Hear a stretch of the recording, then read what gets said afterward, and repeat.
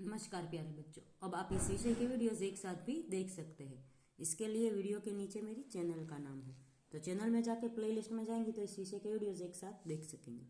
तो बच्चों, पिछले वीडियो में मैंने सीखा था हिंदी कक्षा 9 का पाठ नंबर 19 महाकवि कालिदास।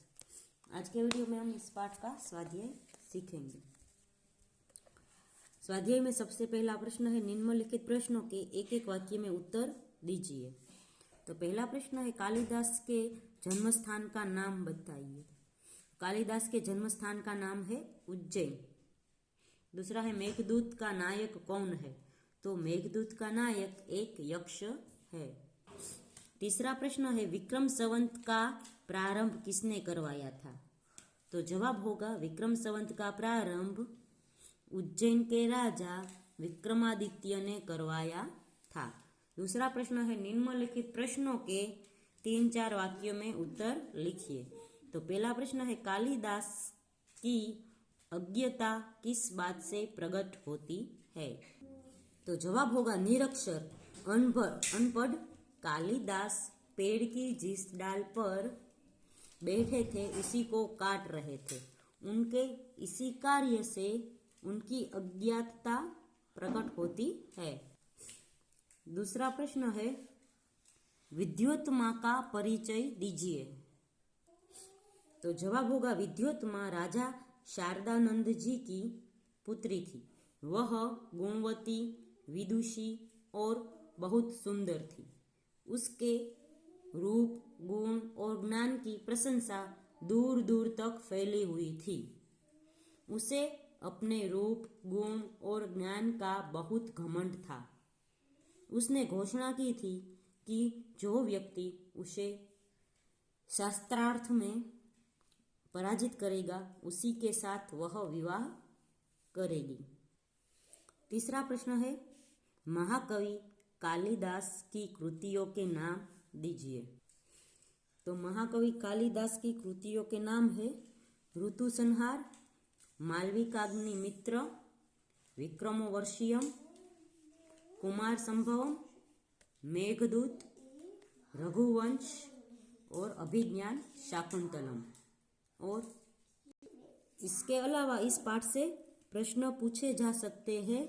इसमें पहला है, विक्रमादित्य कौन थे? उनके शासन में समाज और साहित्य की कैसी उन्नति हुई? तो जवाब होगा, विक्रमादित्य उज्जैन के राजा थे। उनके राज्य में प्रजा सब प्रकार से सुखी थी। देश वैभव संपन्न था। साहित्य और कला का अभूतपूर्व उत्कर्ष हुआ था। इस युग में एक से बढ़कर एक कवि, साहित्यकार, संगीतकार और वैज्ञानिक उत्पन्न हुए। संस्कृत भाषा की खूब उन्नति हुई।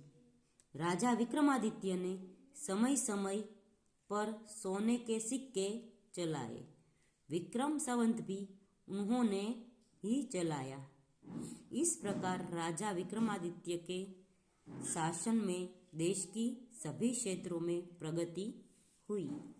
दूसरा प्रश्न है, पंडित और विद्वानों ने मूर्ख युवक को शास्त्रार्थ के लिए कैसे तैयार किया? तो जवाब होगा, पंडितों और विद्वानों ने मूर्ख युवक को सुंदर राजकुमारी से विवाह करने के लिए तैयार किया। उन्होंने उसे समझाया कि वह कुछ बोलेगा नहीं, बस गूंगा बना रहेगा। यदि वह बोल देगा तो उसका विवाह नहीं होगा। वह मूर्ख बहुत खुश हुआ। उसने पंडितों की बात मान ली। पंडितों ने उसे अच्छे कपड़े पहनाए और अपना गुरु और विद्वान बताकर शास्त्रार्थों के लिए उसे विद्योत्मा के पास ले गए। इस प्रकार पंडितों और विद्वानों ने मूर्ख युवक को शास्त्रार्थ के लिए तैयार किया। तीसरा प्रश्न है, पंडितों और विद्वानों ने विद्योत्मा से किस प्रकार बदला लिया? तो जवाब होगा पंडितों और विद्वान विद्योत्मा के घमंड को तोड़ना चाहते थे। उन्होंने उसका विवाह किसी मूर्ख से कराने का निश्चय किया। उन्हें ऐसा एक मूर्ख मिल गया। पंडित और विद्वान उसे समझा बुझाकर विद्योत्मा के पास ले गए। उन्होंने उसे अपना गुरु और बहुत बड़ा विद्वान बताया और कहा कि अपने मौन व्रत के कारण ये संकेत से ही शास्त्रार्थ करेंगे। राजकुमारी पंडितों का छल समझ न सकी। शास्त्रार्थ के समय मूर्ख युवक ने राजकुमारी के प्रश्नों के मूर्खतापूर्ण उत्तर दिए, पर पंडितों ने चतुराई से उन्हें सही उत्तर बताकर विद्योत्मा को संतुष्ट कर दिया। विद्योत्मा ने शास्त्रार्थ में अपनी हार मान ली और मूर्ख युवक के साथ उसका विवाह हो गया। इस प्रकार पंडितों और विद्वानों ने विद्योत्मा से बदला लिया। आगे का प्रश्न है निम्नलिखित शब्द समूह के लिए एक एक शब्द लिखिए। तो पहला है जिसमें सभी का हित समाया हुआ हो, तो जवाब होगा सर्वहितकारी। फिर है विद्वानों द्वारा की जाने वाली शास्त्रों की चर्चा, तो होगा शास्त्रार्थ। तीसरा है विद्या में जो उत्तम हो, तो विद्योत्तम। 4 नंबर का है निम्नलिखित विधानों के रिक्त स्थानों की पूर्ति कीजिए। तो पहला विद्योत्मा के एक उंगली दिखाने में ईश्वर के एक होने का भाव था।